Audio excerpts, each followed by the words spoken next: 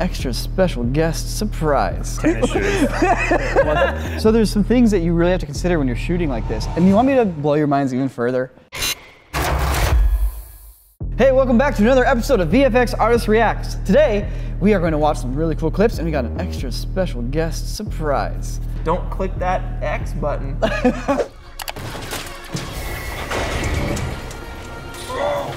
This is from Solo, a Star Wars story, and there's something really interesting about this sequence. One is like, it's a pretty sweet train heist sequence and all that, but it ends in a very climactic way. Here, let's just watch it.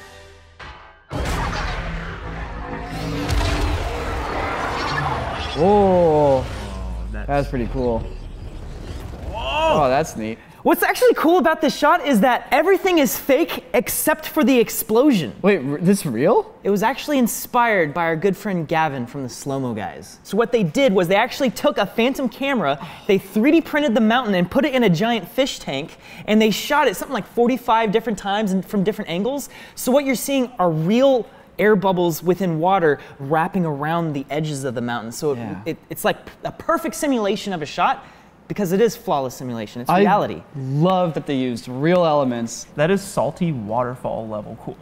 Like, that is awesome. Right? Speaking of using real elements, there's a robot in this movie that was basically a real robot filmed on set. It's the same thing they did on Game of Thrones. They would have like this crazy looking skeleton dude with like a green screen leg, and they would just remove the leg. Here's the thing about all of this though. They go through all the trouble erasing out all of the internals, and they're like, we're gonna keep all of the actual costume bits in, and then we remove the green screen, then we fill in all the internal bits, and then we replace the entire costume. Sometimes full CG is actually easier than combining real and CG together. And if you can just render it all in CG and have it work together, the lighting and the shadows, it might just be faster. Plus it probably ends up looking better with the actual like matte paintings of the environment and all that stuff. You can see the biggest changes are the actual reflections of the sky on the machine itself. She could have just been wearing a mocap suit rather than the actual robotic suit, but it does put her, one, in a better mindset for acting like a robot, and two, the best lighting reference you can possibly have. So this is just a very high budget version of Bird Up, the worst show on television. You got some poppy seed in your mouth. Oh, Bird Up. This is an example of a lot of great reference on set, but ultimately it gets replaced with a CG model. And so another robot that also looked great, but was done very practically, is a robot from I Am Mother. And I think we should take a look at that. Oh, right, yeah. Did you know there were people out there? I'm as surprised as you. There's a droid here. I still really want to see that movie. It looked really cool. Dude, you knew we were gonna talk about this. How have you not seen it yet? It's You're on supposed Netflix. to do your research. Get him out of here. I haven't seen Solo. of this shot. All right, I'm gonna fire up my new teleportation spell, and we're gonna get somebody here who has seen I Am Mother. Hi. Subscribe.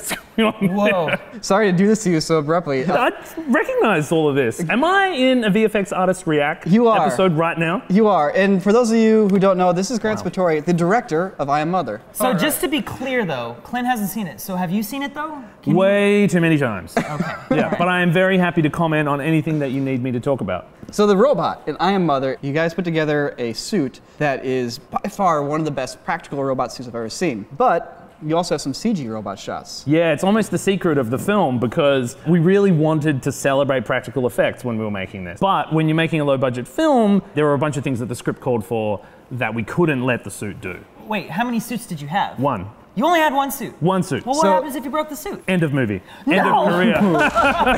Cancelled. Let's take a look at some shots from the film and see if you can tell what's CG and what's real. Mother, chilling. The babies in this film get born in 24 hours. Just an easy bake oven for babies. So that real baby was interacting with that robot there. So maybe the hands are practical and then like the whole chest is computer generated? CG robot with baby? You can't get babies to act. That's true. I can vouch for that. Oh, and now it's no longer a baby, it's a little girl. Oh yeah, it's just changing. Up. That looks real to me because of how it's moving, like the slight jiggles and stuff. It's hard to get that right. The little girl's obviously CG as well. Good job with the face. Throughout that whole sequence of shots, it's all real. There was one shot that made me think like, okay, that was pretty dang real. It was the close-up on the wrist. You get the really nice detail in the highlights and scratches and stuff. See, what's interesting is that shot is completely real, But another shot that's equally tight and close and is actually CG. Really? Yeah. Credit to the VFX guys at Finn. They built the CG mother after we'd made the real mother. So it's all about photo scans and like LiDAR scanning mother. Okay, why would you choose to have the baby holding on to a CG hand rather than a practical hand? In this instance, we got a better performance from the baby when the baby was interacting with her real mother. Oh, you know what? That makes sense. There, she is looking at a robot. That's completely real. Oh, wow. So like Wait, it was okay. changeable. Initially, we had the baby interacting with the robot with the head off. So like she understood that like the really sweet man that was playing Mother, Luke Hawker, was inside this bit of costume. And eventually we put the head on. But the shot where the baby gets put on the floor and you see Mother's feet, that's actually CG. I actually thought that was real because the baby was interacting. Yeah, no, that's CG. So that shot's flawless. Those things were going to sit side by side in this sequence and throughout the whole film. The bar was set really high. It was basically realism, like it's got to look real. And the VFX guys got there. So, okay, even sitting down at the table there, I actually thought that was a real shot, but that's a computer-generated shot now. Yeah, so well, the original plan on shots like this were that, like, let's have the real suit and then just replace the hands. Like, let's have the hands go fast, right? Yeah. But it actually proved to be more difficult to get those arms to feel like they were locked to the body than it was to just completely replace Mother. And that was something that we felt increasingly confident doing.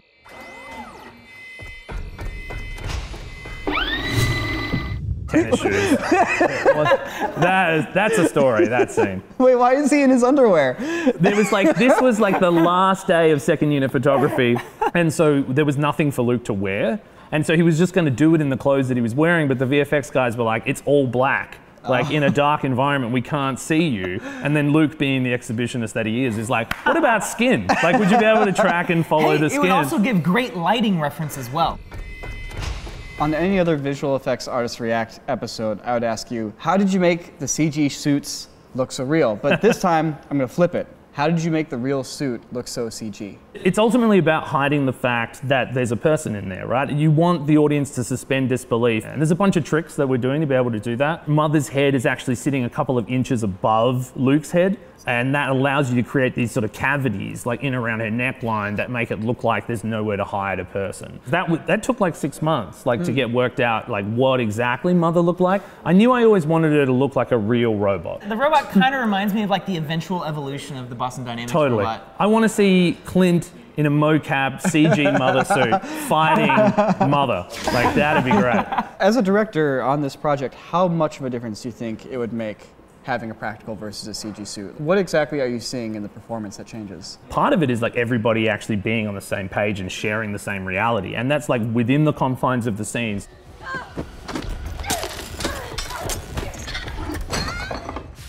Can you describe to us what we're seeing with this weird like I want armored to suit? know all about this blue screen suit that you've developed. Yeah, it kind of looks like, wow, this is a really high-end film where they've got a fancy blue version of Mother that they're using for CG. But this is actually a black foam suit that Weta built before they built the real suit as a test case. But you still have the suit sitting around. Exactly. And we just got a couple of cans of blue spray paint and we just spray painted it blue. Like that's it. It's so important because when you've got that interaction from an actor like with what's ultimately going to become a CG thing, you need the terrain to sort of map.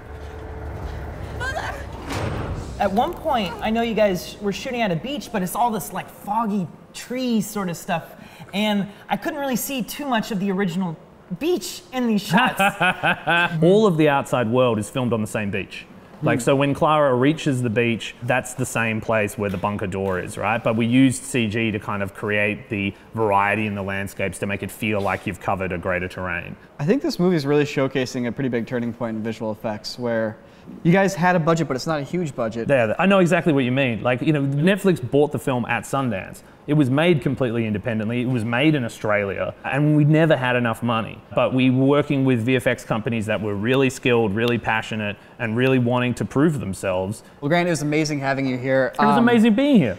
And if people want to kind of get in touch with you, what's the best way to do that? Instagram, @GrantSpitori. Great. And do you want me to teleport you back to Australia? That would be super convenient. It is a long flight. All right, here we go. All right, Clint, get back over here. Is your foot okay? Yeah, I'm fine, dude. I got a great Instagram shot of that. Speaking of Instagram, you can follow us at Corridor Digital. Go check it out. Should we do our Patreon one? Oh yeah, dude, Patreon. All right. So if you support us on Patreon, you can vote on what one of the videos will be that we react to. This winner came out of left field. Space Jam. Let's see if I remember how to do this. Man, Michael Jackson. Michael Jordan. Michael Jackson. Excuse me. Sorry. Yo, easy on the trousers, Steph. Easy, man. Pardon me. This is at the beginning of motion tracking, like camera tracking. Like the movies before that were still doing it manually, and they ended up kind of developing their own software to do all of the camera tracking. They filmed all of Michael Jackson. Jordan. Yeah. They shot any of their people on a green screen stage with red tracking markers, and then they recreated the entire court digitally. You guys ready? I'm set to take it to the rack, Jack. Those monsters will wish they'd never been born. This was the first time I remember seeing Looney Tunes with like proper shading as opposed to just the classic 2D shading. The hand-drawn 2D drawings of each of the Looney Tunes characters is just one pass, flat lighting, right? Then they do a whole pass of like any shading. And they would be able to adjust that and blur it out where necessary if they needed to adjust the amount of directional lighting on them. Nice. It was pretty sweet. How do you think a cartoon character passes a basketball to a real-life person like Michael Jackson? Dang it. Michael Jordan is maybe using a pretend basketball? I think it's one of the first photo scans. Oh, really? They took hundreds of photos of this basketball from every possible angle and recreated it in 3D. Anytime the cartoon characters are dribbling around, they're dribbling a 3D rendered ball. And they made it look as close to the real ball that Michael Jackson was using on set. I did it again! I did it again! That wasn't on purpose. If you guys have a movie or a show with some sweet visual effects, please leave a comment down below. We read them all. We actually have a really fun time going through all the comments, so please keep it up. Let's take it from 1998 to the year 2019 here. Whoa! Blast off.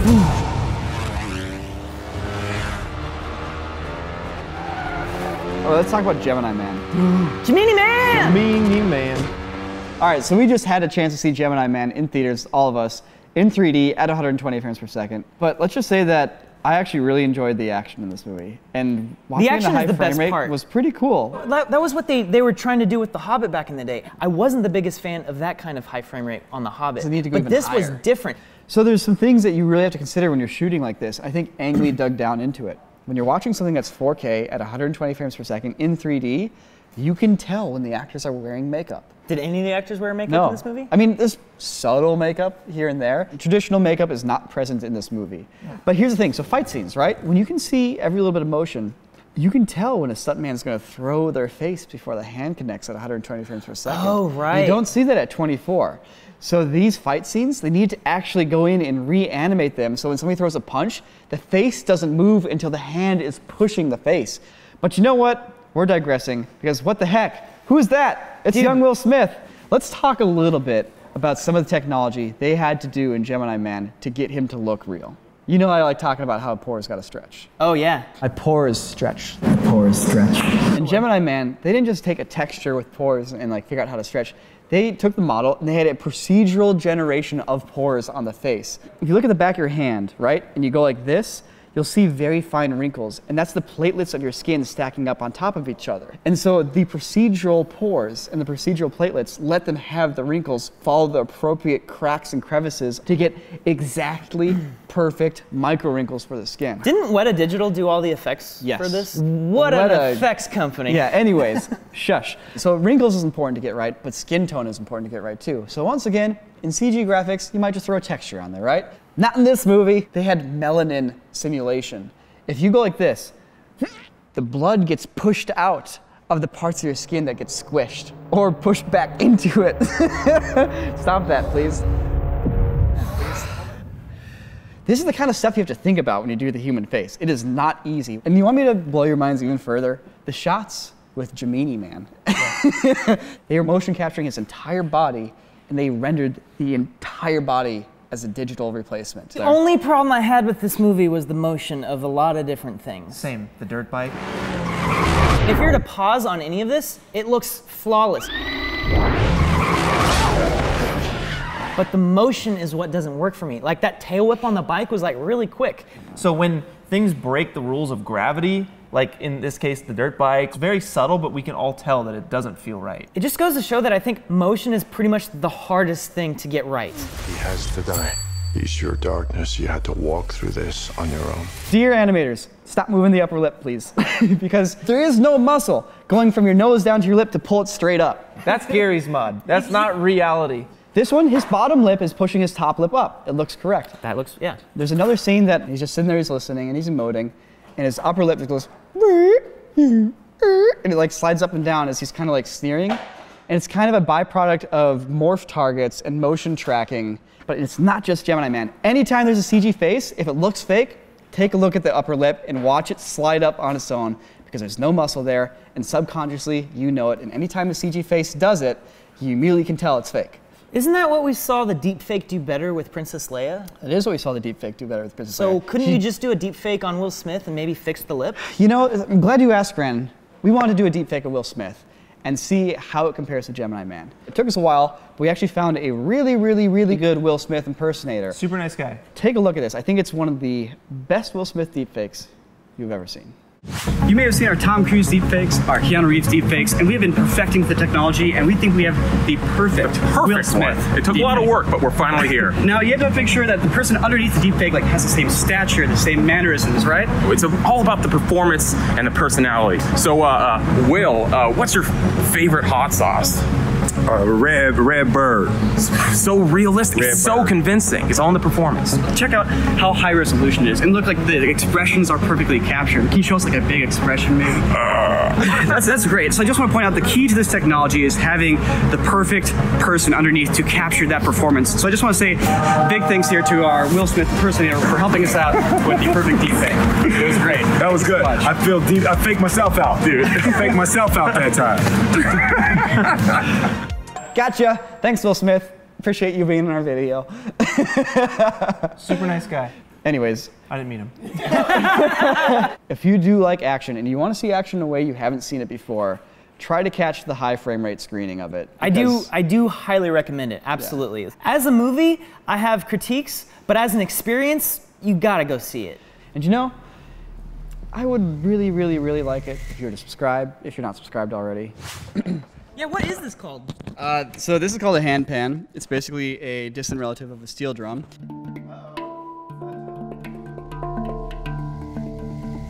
For those of you who don't know, we actually have a Patreon account which helps support this show, and you can even vote on whatever movies you want in every episode. That's where Space Jam came from today. But we also have some very special patrons that we want to thank specifically today, starting with Bailey Wilson, Dave Crooks, Harris Redzpagic, Oscar Bunting, Philip Oxford, Alan Almanza, Warmaster236, Not a Canadian Spy, Mitch Plensky, Skinky Snack, Glitch Cube, James Bailey, Brian Antozik, and many more. Big list here, kind of like at the end of a big movie. Are they scrolling now? Yeah, they're scrolling. Dude, that's a lot. Wait for that post-credits scene. Thanks, Marvel. Please support us on Patreon. You help make this show possible, and thank you.